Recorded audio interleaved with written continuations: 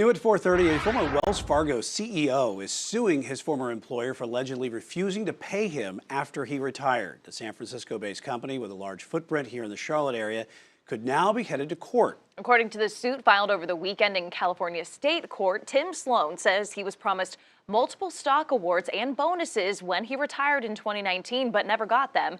He's seeking $34 million in total damages for unspecified emotional distress. Sloan infamously left the company amidst some of its worst scandals in history after the bank was accused of opening accounts without customers' permission and misleading investors.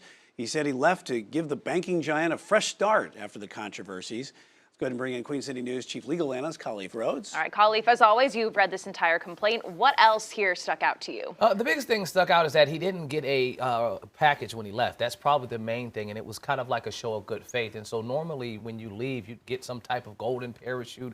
Like, listen, I know I've led you guys great for the last few years, but I now have to step away because of the controversy. And because of that, you're going to push me out of the door with, $30-40 million.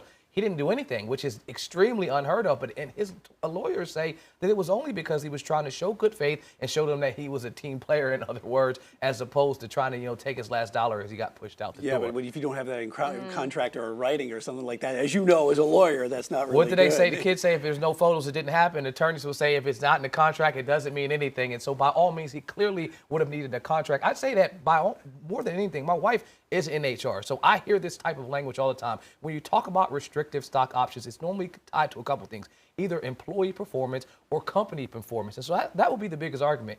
Was his RSUs, his restricted stock options that he's attempting to say that they owe him, was it tied to the company's performance? And Wells Fargo has been booming since he left. Or was it tied to his performance? And then that could be shaky. He took over in 2016. He got pushed out the door in 2019. Probably the biggest scandal was those folks adding millions of customers without them knowing that they needed it. And if we give a North Carolina dig to it, Patrick McHenry grilled him when he appeared in Congress.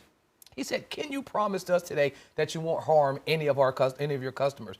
I can't promise that I can be perfect. And he got a lot of pushback for that. Honestly, that was a real genuine answer because at the time, Wells Fargo was getting hit scandal after scandal. So I think he said what anybody truly would say. But out of leadership, I think they wanted him to lie at that time and say, yeah, we can promise it.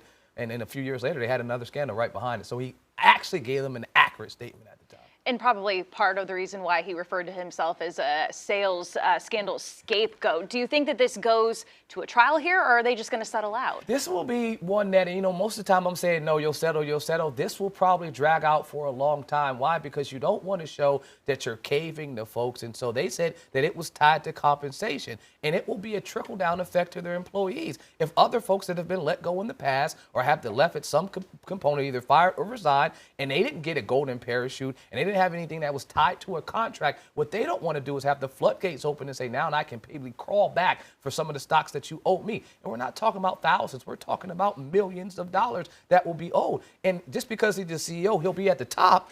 But there's other folks that are right under him that have millions of dollars in restricted stock as well. And so I think this ties on for a long time. Trial, maybe not. Years of litigation, definitely. As you always say, it usually gets settled before it goes to trial or anything like that. This will be a long time before it gets settled, though. Chief Legal Analyst Khalif Rhodes, thanks.